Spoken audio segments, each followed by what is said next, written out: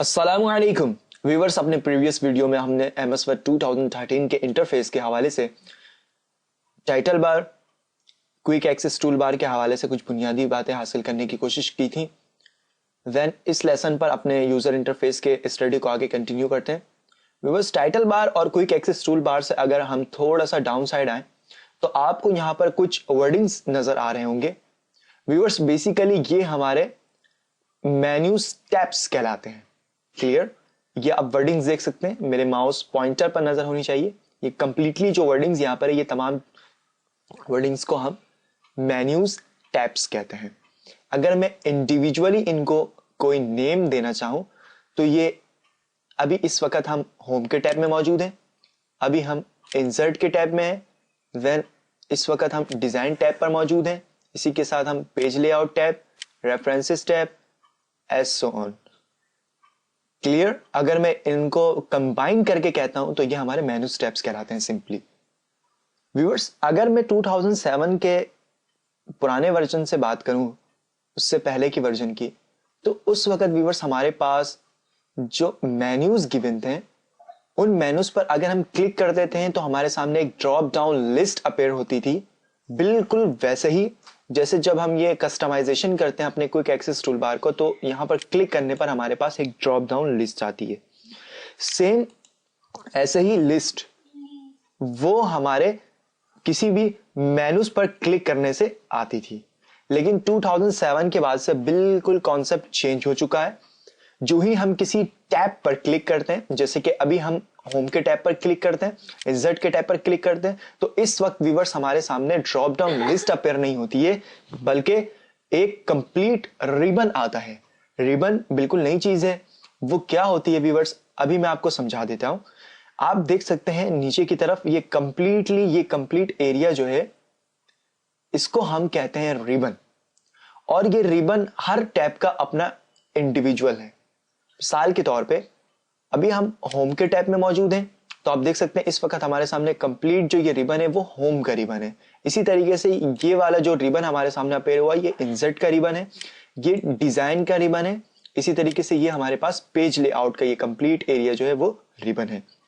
Home के tab पर चलते हैं व्यूअर्स। ना सिर्फ हमारे सामने किसी भी टैब के हवाले से इंडिविजुअल रिबन आती है, बल्कि उस टैब पर जो मौजूद ऑप्शंस हैं उनको बड़ी ही क्लीनली तौर पर कैटेगराइज कर दिया गया है उन टैब्स के रिबन पे। मिसाल के तौर पे व्यूअर्स, आप देख सकते हैं यहां पर होम के टैब पे जितने भी ऑप्शंस हैं वर्किंग के हवाले से, वो आप देख सकते हैं यहां पर कितने ही खूबसूरती के साथ यहां पर कैटेगराइज किया गया है। दैट मीन्स उनकी ग्रुपिंग की गई है, ग्रुप बनाई गई है। मिसाल के तौर पे व्यूअर्स आप देख सकते हैं ये एक छोटा सा एक ग्रुप है, ठीक है। अब यहाँ पर एक लाइन शो हो रही है, आप देख सकते हैं ये एक छोटा सा ग्रुप है। इस पे काफी सारे ऑप्शन हैं, जैसे पेस्ट का ऑप्शन है, फॉर्मेट के हवाले से ऑप्शन है, कॉपी के हवाले से ऑप्शन है और कट के हवाले से ऑप्शन है। बेसिकली व्यूअर्स इन ग्रुप को एक नेम दिया गया है कि ये जो ऑप्शन है रिबन में, ये जिस ग्रुप से, ये जिस कैटेगरी से ताल्लुक रखती हैं, उस कैटेगरी या उस ग्रुप का नाम है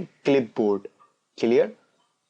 इसी तरीके से यहां पर जितने भी हमारे पास ऑप्शन गिवन है, ये तमाम के तमाम जिस ग्रुप से ताल्लुक रखते हैं उस ग्रुप को नाम दिया गया है फॉन्ट। इसी तरीके से ये तमाम के तमाम ऑप्शन जिस ग्रुप से, जिस कैटेगरी से ताल्लुक रखते हैं, उस कैटेगरी को नाम दिया गया है पैराग्राफ। व्यूअर्स, सिंपली समझाने का मकसद यह है कि 2007 के बाद से हमारे ऑप्शंस को बहुत ही खूबसूरती के साथ कैटेगराइज किया गया है और बिल्कुल क्विकली काम करने के लिए उनको एज अ रिबन पर रखा गया है, ताकि जस्ट वन क्लिक पर ये काम परफॉर्म करें। तो ये था हमारे पास रिबन का कॉन्सेप्ट जो 2007 के बाद से आया, और व्यूअर्स हमारे पास ये टैब्स के कॉन्सेप्ट भी आए हैं। व्यूअर्स, अगर हम अब अपने राइट जानिब जाने की कोशिश करें तो आप देख सकते हैं यहां पर एक वर्टिकल स्क्रॉल बार मौजूद है। इसको हम वर्टिकल स्क्रॉल बार कहते हैं। बेसिकली वर्टिकल स्क्रॉल बार इसको इसलिए कहा जाता है व्यूअर्स, या फिर मैं वर्टिकल की अगर डेफिनेशन यूं करूं कि वर्टिकल लाइन उस लाइन को कहते हैं जिसकी डायरेक्शन अप से डाउन या डाउन से अप की तरफ हो, नॉट राइट टू लेफ्ट या लेफ्ट टू राइट। बिल्कुल इसी तरह आप देख सकते हैं ये इस स्क्रॉल को हम ऊपर से नीचे या नीचे से ऊपर कर सकते हैं, ना कि इस स्क्रॉल को लेफ्ट टू राइट या राइट टू लेफ्ट। सिंपली हम अगर अपने डॉक्यूमेंट को, चाहे ये एक डॉक्यूमेंट हो या एक से ज्यादा डॉक्यूमेंट हमने खोल रखे हो, अगर उन्हें हम मूव करना चाहें अप टू डाउन या डाउन टू अप, तो फिर हम सिंपली इस स्क्रॉल बार का इस्तेमाल करते हैं। लाइक ये देखें, ठीक है, आप देख सकते हैं अभी हमारे पेज का ये डाउन का हिस्सा है, और अगर मैं ऊपर जाऊं तो ये हमारे पेज का टॉप का हिस्सा है। इसी तरीके से अगर मैं अपने इस डॉक्यूमेंट को जूम करता हूं तो अब हमारे सामने एक और स्क्रॉल बार नजर आ रहा है, जिसे हम हॉरिजेंटल स्क्रॉल बार कहते हैं यहां पर। क्लियर? अगर हम अपने डॉक्यूमेंट को जूम कर लेते हैं तो और वर्किंग के दौरान हमें अपने डॉक्यूमेंट को लेफ्ट टू राइट या राइट टू लेफ्ट ले जाने की जरूरत पड़ती है, तो हम उस वक्त व्यूअर्स हम इस हॉरिजेंटली स्क्रॉल बार का इस्तेमाल करते हैं, जिसकी मदद से हम अपने डॉक्यूमेंट को, ये देखें अभी हमारे पास हमारे डॉक्यूमेंट का राइट का हिस्सा है। इसी तरीके से जब हम लेफ्ट जानिब जाते हैं तो अभी हमारे पास डॉक्यूमेंट का लेफ्ट का हिस्सा है। क्लियर? जूमिंग 100% करते हैं। ओके व्यूअर्स, ये था हमारा स्क्रॉल बार वर्टिकल और स्क्रॉल बार हॉरिजेंटल का कॉन्सेप्ट। अब हम नीचे की तरफ आते हैं तो हमारे पास ये कंप्लीट एक ब्लू कलर की जो है वो बार यहां पर आपको नजर आ रही होगी, ठीक है। इस बार को व्यूअर्स हम स्टेटस बार कहते हैं। ये वो बार है जो किसी भी एप्लीकेशन पर आपको पाई जाती हैं। अगर मैं इसको यूं कहूं कि ये कंपलसरी बार है तो ये गलत नहीं होगा, क्योंकि ना सिर्फ एमएस ऑफिस के एप्लीकेशंस पे आपको ये गिवन है, बल्कि ग्राफिक्स के एप्लीकेशंस में, वेब डिजाइनिंग के एप्लीकेशंस पे, वीडियो मिक्सिंग, ऑडियो मिक्सिंग के एप्लीकेशंस में भी आपको ये स्टेटस बार गिवन है। क्लियर? और स्टेटस बार का बेसिकली इस्तेमाल हम मुख्तलिफ सॉफ्टवेयर में मुख्तलिफ इंफॉर्मेशन हासिल करने के लिए करते हैं। जैसे कि एमएस वर्ड 2013 में स्टेटस बार अभी हमें बता रहा है कि हम व्यूअर्स तो हमारे पास जो पेज है वो 1 of 1 है। 1 of 1 से मुराद ऑफ के बाद जो व्यूअर्स आपको 1 नजर आ रही है वो टोटल नंबर ऑफ पेजेस है, और ऑफ से पहले जो आपके पास 1 नजर आ रही है वो अभी आपका एक्टिव पेज है। यानी कि वर्ड आपको ये बता रहा है कि आपने viewers total number of pages 1 खोल रखे हैं, ऑफ के बाद ये जो 1 है वो total number of pages show कर रहा है, और आपको ऑफ से पहले जो 1 है वो ये बता रहा है कि आप टोटल नंबर ऑफ पेजेस 1 में से आप पेज 1 में ही मौजूद हैं। क्लियर? अगर मैं इसे थोड़ा सा जूम आउट करूं, लाइक ये देखें, और मैं कंट्रोल एंटर प्रेस करूं, कंट्रोल एंटर शॉर्टकट है न्यू पेज की, ठीक है, कंट्रोल एंटर। ये देखिए व्यूअर्स, अब हमारे पास एक ऊपर वाला डॉक्यूमेंट है और एक नीचे वाला डॉक्यूमेंट है। अब हमें वर्ड ये बता रहा है कि हमने टोटल नंबर ऑफ पेजेस 2 खोल रखे हैं, और उन 2 पेजेस में से दूसरे पेज पर हम मौजूद हैं। अब वर्ड को किस तरीके से पता चलता है कि हम अभी 2 पेज में मौजूद हैं या पेज नंबर 1 में हैं? बेसिकली अगर मैं इसे जूम करूं और आप यहां पर गौर करें व्यूअर्स, ये एक वर्टिकल लाइन आपको यहां पर ब्लिंक करता हुआ नजर आ रहा होगा। बेसिकली ये कर्सर कहलाता है। क्लियर?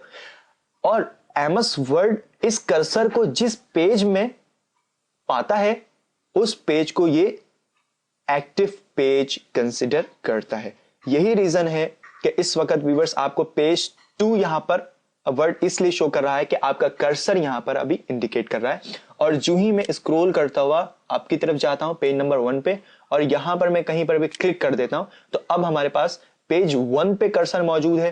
तो आप देख सकते हैं कि अब हमें वर्ड बता रहा है कि टोटल नंबर ऑफ पेजेस 2 हैं आपके पास, और आपने पेज नंबर 1 को एक्टिव किया हुआ है। क्लियर? देन सेकंड हमारे पास है वर्ड, हमारे पास है वर्ड्स, यानी कि हम अपने डॉक्यूमेंट में जो लिखते हैं हमें वर्ड, एमएस वर्ड जो हमारा सॉफ्टवेयर है वो बताएगा हमने उसमें वर्डिंग कितनी लिखी है। मिसाल के तौर पे मैं यहां पर लिखता हूं, चलो पेज नंबर 2 में लिखा गया, कोई रीजन नहीं है, how are you. Clear? And मैं यहां पे लिखता हूं एंड आई एम फाइन।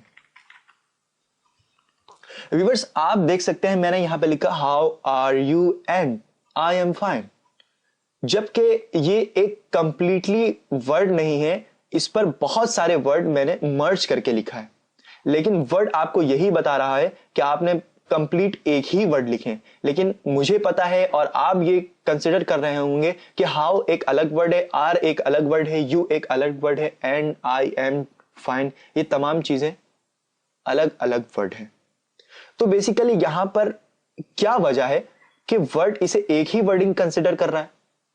उसका रीजन यह है व्यूअर्स कि एमएस वर्ड जो हमारा एप्लीकेशन है वो अपने डॉक्यूमेंट में किसी भी राइट की हुई वर्डिंग्स को उस वक्त ही वर्ड समझता है कि जब आप स्पेस बार अप्लाई करते हैं। मैं यहां पर एप्लीकेशन को भी वर्ड कहूंगा व्यूअर्स और वर्डिंग्स को भी वर्ड कह रहा हूं, तो आपको ये उसको इंडिविजुअली तौर पे खुद ही कंसिडर करना है कि मैं किस वक्त कौन से वर्ड की बात कर रहा हूं। क्लियर? मिसाल के तौर पे मैं चाहता हूं वर्ड इसको प्रॉपरली वे पर इसको वर्डिंग कंसिडर करे, यानी हाउ को अलग एक वर्ड कंसिडर करे, आर को अलग एक वर्ड कंसिडर करे, यू को अलग, एंड को अलग, और मुझे प्रॉपरली वे पर यह समझाए कि मैंने अपने डॉक्यूमेंट में कितने वर्ड लिख चुके हैं। क्लियर? तो उसके लिए हमें हर वर्ड के बाद स्पेस बार का इस्तेमाल करना होगा। अगर आपने स्पेस बार का इस्तेमाल नहीं किया, खा आपने पूरा एक पेज ही क्यों ना डॉक्यूमेंट लिख दिया हो, तो एमएस वर्ड जो हमारा एप्लीकेशन है वो उसको एक ही वर्ड कंसीडर करेगा। क्लियर?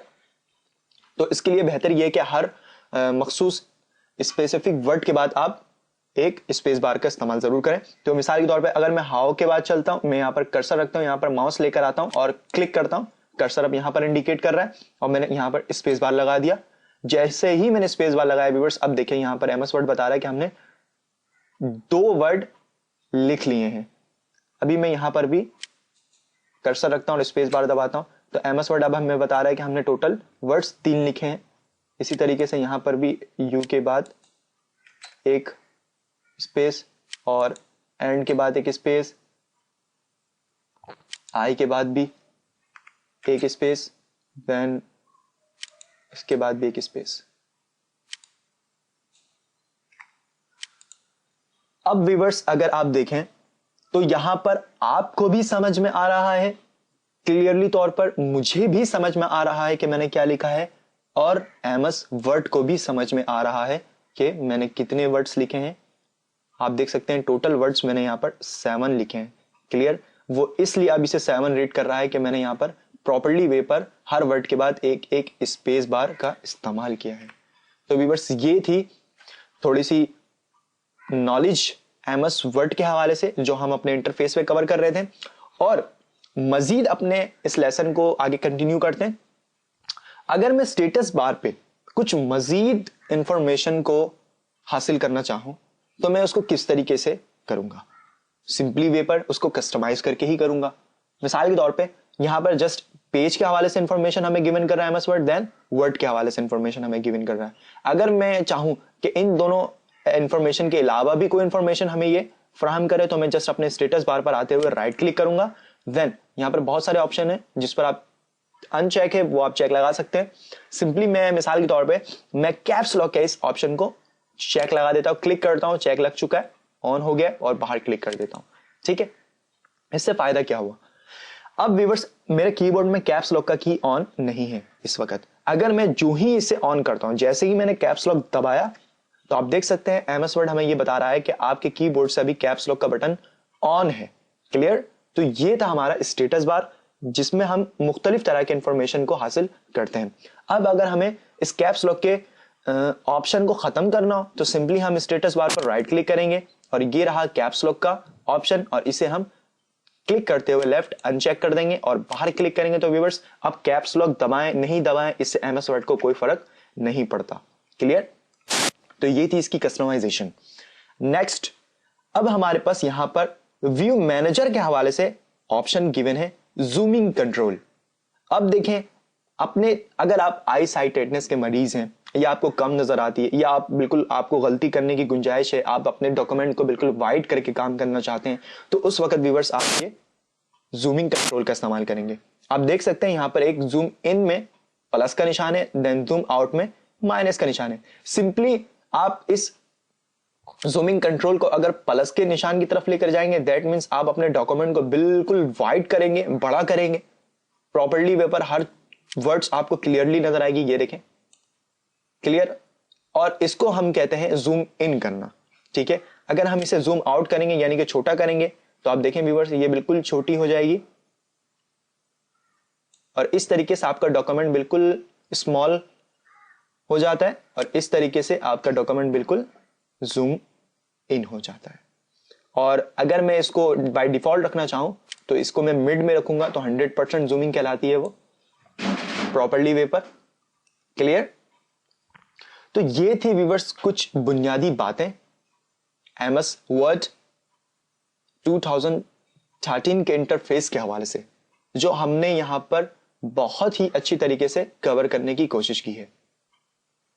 व्यूअर्स इंशाल्लाह अपने नेक्स्ट वीडियो पर हम मजीद अपने लेसन्स को आगे कंटिन्यू करेंगे और बहुत ही सारे ऑप्शंस हैं इस पे, उन ऑप्शंस को भी जानने की कोशिश करेंगे और उनके यूजेस भी हम देखेंगे। तो तब तक के लिए मुझे इजाजत दें। अल्लाह हाफिज।